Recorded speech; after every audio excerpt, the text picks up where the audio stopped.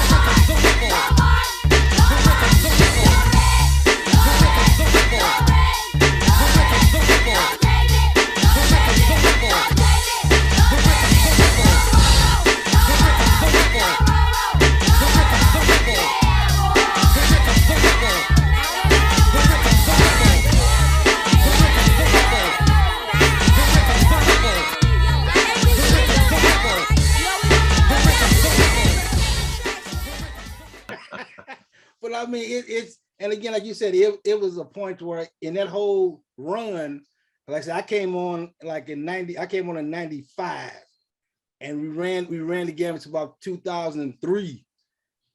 Yeah, 2003. And it was like that whole run, I mean, that was, like you just said, family wide, because St. Louis, we had our family, it was me, it was Dwayne and Dana and Betty, and I mean Tony, Isabel. I mean, we had a family to where we learned, like, hey, you come to St. Louis.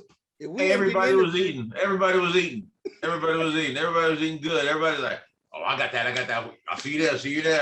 Yeah, I got that. You know, they're all in the clique, okay? And everybody, hey, you know, you get out there. And I mean, you guys did a lot of things too with your whole years, the Lou days, and all the production and being a part of it too. I mean, being part of music history in your city, that's what it was. Your story instead of his story, but you were part of that also, and you guys did a great job. And it all clicked. I mean, it wasn't just Atlanta, it wasn't just New York, it wasn't just LA, it was everywhere. And like I say, and again, but though you were there helping majority of us come together and say, hey, it's like, hey, you talk to Mark? No, call Mark and see what's going on. All right, what Mark say? And it was like, all right, Mark said, look, do it this way, that, and the way. We can all right, bet, we good. Okay, roll. And I mean, that's like I said, the relationships, that would really help, because you helped us when we needed to call somebody to get the real. We called you, because I remember after the San Francisco trip, I think I called you a little later or whatever, and I asked because I was at one of the industry parties thrown by one of the record labels. I ain't gonna say who, but thrown by one of the record labels. And we at the party, and the party's going on, and all of a sudden around midnight, it was like, all right.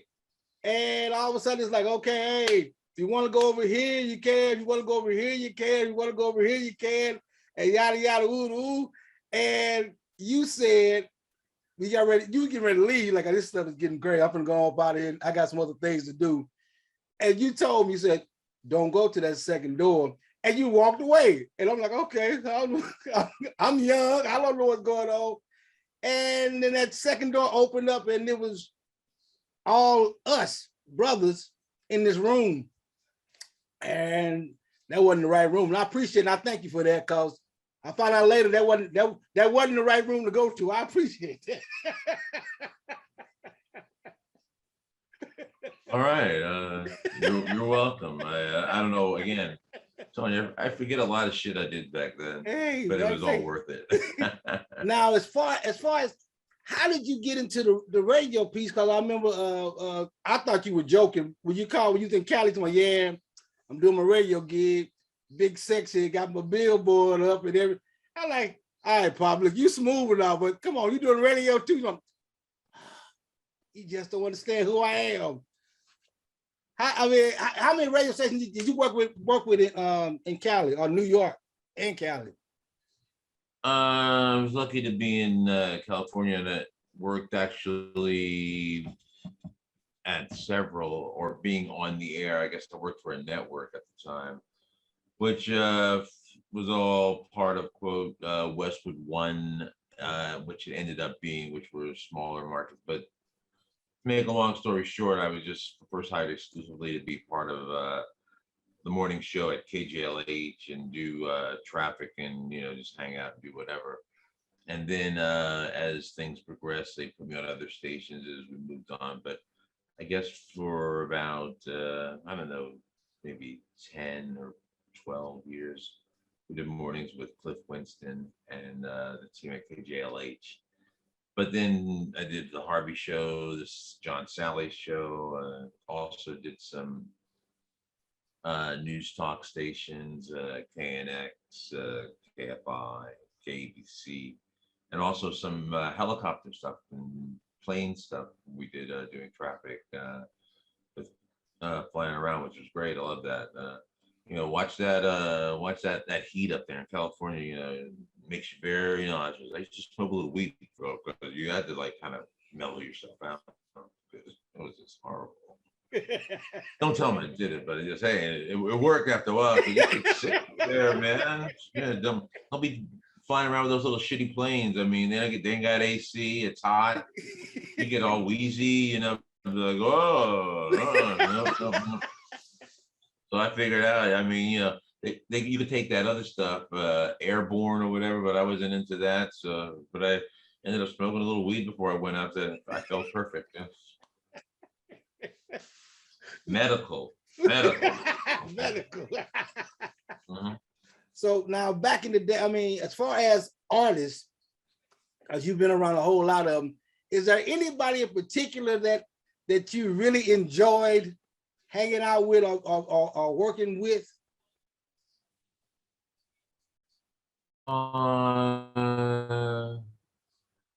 mean, it's nice, one, that with some to still see or have relationships with. I mean, that's the quality of that. Meaning it was more than just a work thing. We have a relationship, and I was a part of their life as well as they were part of mine. But good, bad, ugly, anybody perfect that stands out. I mean, they were calling me tomorrow, yeah, but I mean, shit, they ain't checking for me. I mean, you say hi every once in a while on Instagram if I want to try to contact somebody, but or others don't even write you back. So I'd be like, you shit. But motherfucker, shit. But oh, you know what? But some again are like still sweet. Like I think I got called up. I see the good girls every once in a while. DeMonica, Joy, Shireen. I'll talk to them or whatever. Or if they need anything, I was pitching some idea to Shireen one day. I talked to Shanice every once in a while. I think I still got her phone number here. We've talked. One time I was in the bank out here, and this little bank teller told me her dad named her after Shanice the singer. And I said, really? And I said, I just called Shanice, put her on the phone, and told her that. So this is a little story, So I mean, I talked to them. Those are good people. I mean, I still talk to their mamas, and they're good people, and I mean, I love them dearly. Who else do I still talk to that's still around? I mean, I see the Boy Smith every once in a while. Nate, Michael, Sean, I've seen them down at shows in Vegas. They invite me over to their house. Wanye lives out here. I'd be like, yo, Wanye, can I come over? Shit. He's like, he wants to keep me away, all right? I know him. Nate's cool. Sean's cool. They're doing that thing, and I think Sean lives in LA, but I've seen them down at the show. Who else have I seen out here? Oh, you know who else? I mean, Hidden Beach artists too. Lena. Remember Lena? Oh, wonderful artist. She used to be on Atlantic. Okay. We took her over at Beach, put a couple albums out.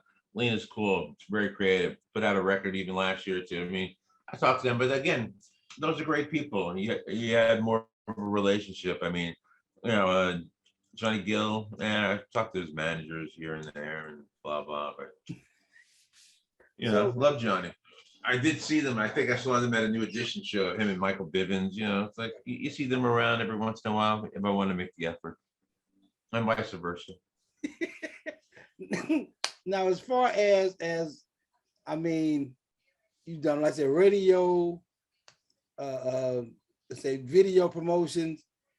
You have a basketball piece though. I want to get on this basketball piece because I remember when we came through, you took us out there to play basketball, and you were like, "All right, look here, don't embarrass me." And it was me, Dwayne Randall, and I want to say was Mitch with us? D Mitch? I don't think so. No, I think he would have been with them. Well, we had my boy Andy Kawanami. I remember that, and I think Tony Randall. I mean, Isabel. Yeah. Ran with us, and I don't know whatever, but you know, luckily for me, back in those days, I was at a good time in my game. Okay, because you know, right now I barely walk to the gate and open the door and let somebody in. All right, but you know, luckily then, and also. I mean, of course, you guys out there, Dwayne, an all-star track athlete. Why he can't play basketball, though? Why he couldn't play basketball? Yeah, but he'll get run, okay? He can run, all right? That's all you needed him to do. Fetch, okay? Big Tone, you know, no problem with some money there. And, you know, as I said, Andy, my boy, AK-47, hey, you know, I used to live in San Francisco, so I knew some Japanese kids, and yo, baller, okay, shit. I mean, I had some hooks, and we played some, you know, these other guys thought they were bad. I was like, whatever, fuck. So luckily, I said I was at the height of my game. I was at one of the heights of my times playing them, but again, I barely make it out of bed now. So thank God to all those days. All right. I mean, like I said, I mean, I say again, and there's never been a time where we could not talk or come in, and you tell me you took us up under, like, all right, come on. But again, that's clear. Let me clear it up too. When it came down to those who decided to try to play you a certain way, it was like, ain't no problem. Let's go. Y'all ready? I'm like, and that was the part of the game I had to learn from you too, as far as, hey, when people start acting like they don't know you or can't remember you, you either remind them or you just cut them along and let them see that, no, I don't need you. You're gonna need me before I need you again. And sure enough, hey, could you call Mark and see? No, you done did something wrong. You need to call Mark yourself. Mm-hmm. And it was like, And I mean, like I say, you have always, to me, been straightforward and on point to where, like I said, if you like me, cool. If you don't like me, hey, I ain't losing no sleep, bro.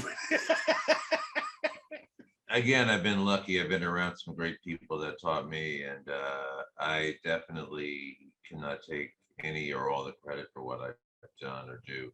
But I definitely have learned from a lot of great others. I mean, it's all I said. It was a part of life and growing up. I mean, I just think about it for me as a guy. I mean, for instance, when I lived in LA, hanging out, I had a buddy that worked at NBC at the time, did the show Friday Night Videos. Okay. Friday Night Videos, if you know, was hosted by Frankie Crocker. Okay, right. Back in the day before Frankie passed away. And so Frankie would always want to go out to these clubs in Beverly Hills and shit, right? And hanging out with I mean, I grew up in New York, okay, in the 70s, okay? I listened to Frankie Crocker. Frankie Crocker was radio God, okay? You hang around God, that's just gonna rub off a little, okay? I mean, I'd be hanging out with Frankie in the fucking club. We'd be in Beverly Hills. Bitches be all over the fucking place. We were just, I'm with Frankie fucking Crocker, man. But all the other people too, and my other friends in radio, of course, Cliff Winston, John Mons, many people. I mean, just these radio guys, cats that I just ended up being friends with. But when you hang out with Frankie Crocker, man, you're in a fucking high. I mean, radio wise, and black radio wise, you're in high fucking territory. Okay, shit. I mean, and it wasn't like, and he was always just a cool ass motherfucker. I mean, I remember one time we were at this fucking place set in Beverly Hills, and it's like me. I think, was I working in Motown at the time then? Yes, I was working in Motown. So here I am, fucking around with me, Frankie Crocker, and Lionel Richie. I mean, it's like, I'm living my dream, okay? And I mean, I'm like, what else could go right? But those were great times, and it's so that's what you said. I mean, not to say Frankie, Frankie was Frankie. Okay, I knew Frankie at a good level, not a real great level, but I know Frankie was Frankie. Frankie didn't fuck around. Okay, I mean, he wasn't Frankie Crocker, the fucking hometown rocker for nothing. Okay, he owned that city and the world. All right, but sorry, I just loved him. But that didn't rub off on you, and being around people like Gerald Busby when I was at Motown. I mean, just some cool ass motherfuckers, man. I mean, that actually, God bless, that liked me. Okay. that brought me in a little. I mean, thank God I didn't get in all the way, but I got in some ways, and whatever, I would be there. I don't know how sometime. And my buddy, God bless him, that's gone, Cliff, that brought me into radio, and with Stevie Wonder and these people, I was just lucky. And said a little of that doesn't rub off on you. After a while, after you stop going crazy or nutting on yourself because you're with these people, it was like it was very cool because they loved you for just being you and vice versa. We all had a great time, and I mean, I was just very, very lucky and blessed. I had no idea what I was doing. I mean, I remember we would talk sometimes in some little what was it? Not tutoring. Teaching little kids, talking to them about the business or whatever, some shit like that. It's like some people would talk about all these little fun things, then I'd get up. And again, those things because I learned them. I mean, because I learned them from people like Buzz, or I learned shit from just take advantage of it and go, or Frankie, or just being around them. Just seize the moment, tell the truth. The truth will set you free and get you in a lot more doors. Yes, or in my case, get a lot more doors closed on you. But you know what? Next. Right, and like I said, it's next. And I mean, really sitting back and laughing about all this. Pop, do you realize in October I would have known you for over 25 years because my daughter turns 25 in October. Little Jordan turns 25. Yeah, it's funny how we put our relationships around our kids. Luckily, I don't have any, so so I don't remember how many years. But thank you for letting me know. All right, because 25 years. I mean, it was funny. I think I was watching something on TV or something today, and someone was talking about relationships, saying high school friends. It's like, I don't know if I got high school friends. I got high school acquaintances. I mean, half of them suck, all right? Unless you're still at home like you, okay? And you probably just see them tomorrow or later on tonight. But, half of them suck. So, but luckily, as I said, you have kids to put that by. I could aim things by my cat, but she's only about like 10, 11 years old. So I know you're older than that. So, and again, another thing about it is we didn't talk. you're an Aquarius. I mean, how great is that? Where I mean, when you first told me, yeah, I won't be around for a minute. I celebrate my birthday. I like, yeah, okay. In February, when you come like, yeah. I said, oh, and you're like, yeah, what's up? I said, mine's the 13th. He's like, yours is the 8th? 6th. I'm like, oh man, we're Aquarius. Yeah, so that means you gotta live up a little more to my standards. Hey, well, you know, Aquarius, you gotta either love us, if we love each other or hate each other. You know, don't worry, there's some Aquarius I can clash with, but there are others that are. We all know, like, hey, just get in line, you know, get in line or line up or come on with me, you know, I'll take you there. I'll take you there. So as far as your journey, Pop, what do you think has been the most triumphant part, or are we still on the journey looking for that just sit back and relax and say, I'm good? I don't ever think it's over, but because, you know, there's always a hit around the corner. Just, you know, I'm always looking for a hit. Shit.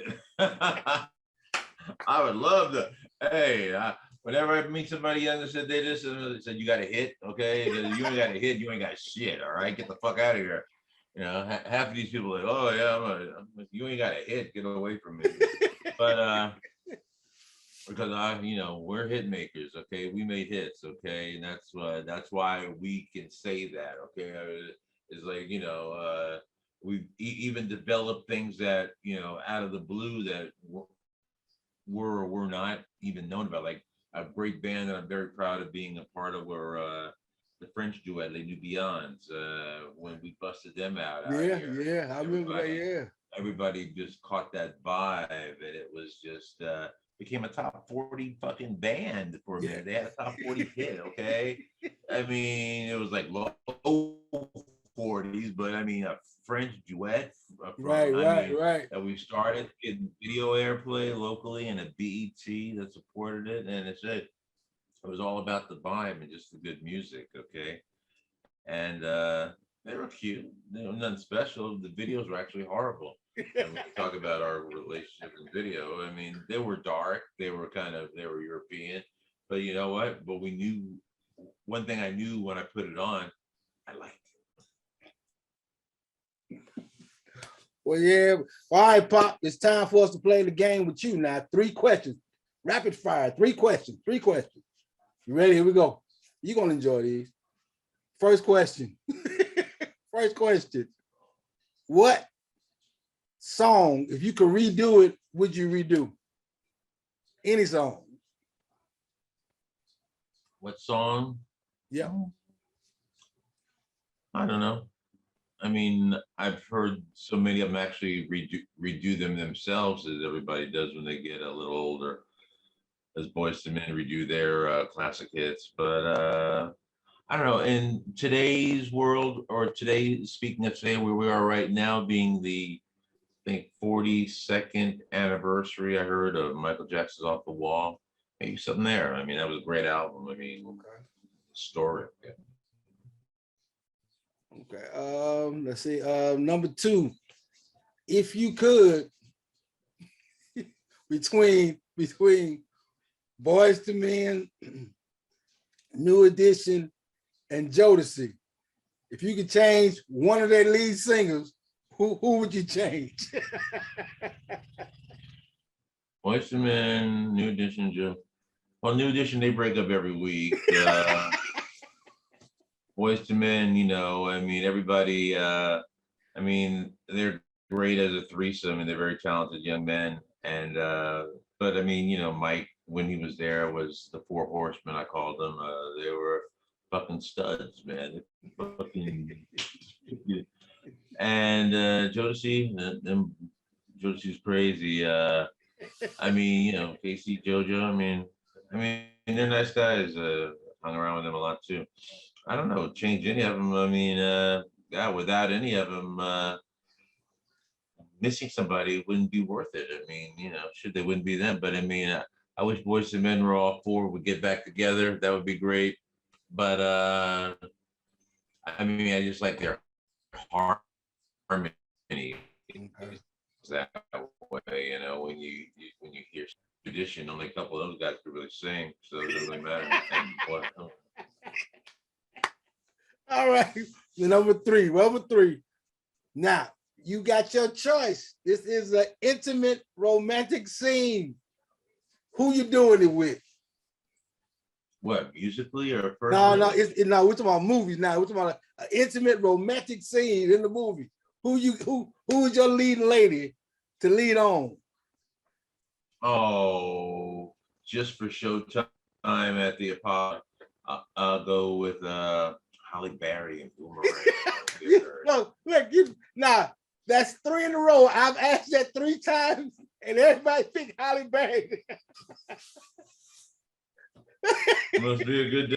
I mean, you know, I can go like Sophia Varga, or you know, I can go that route too. Shit from my next brothers and sisters, you know, shit. I mean, I can definitely go that route too. You know, I like, you know. But I mean, man, I Pop, once again, I appreciate you taking the time, not just today, but taking the time in 1996 to say, look here, man, let me show you something. And you've been showing me things since then. And regardless of when we don't talk, when we catch up, it's all about, hey, Pop, what's going on? And I especially want to thank you for calling me out when I was in Vegas and came to see and got a chance to meet my mama. I really appreciate you coming through in Vegas. No, it's part of the circle, in fact. You know, she's part of you and you're part of me, so we part of we. So that's our part of our village. And I'm sure, Sid, with your Las Vegas Raiders hat on, you'll be out here shortly. Look, you know, I'm calling you because I'm like, okay, I need to find out either where I can lay my head or can somebody get some free tickets. Because yeah, I'm coming to the Raiders. I got to see the game. You been to the stadium already? When you were saying that, hang on. Luckily, no, I haven't been. No, I haven't been. No, your internet's cutting in and out. Luckily, when you were asking for tickets and shit, I didn't hear that. So. You didn't. Oh, there. I heard it, but I didn't really want to hear it. So, but I heard it was cutting in and out. So, basically, I didn't hear it. So, don't act like I did. All right. Okay, so, don't expect shit. Okay. Well, I'm done, Pop. Thank you so kindly, man. Love you to death. And when I come to LA, when I come to Vegas, I'm sure they're gonna let you know beforehand. So when I get there, I won't be called out again.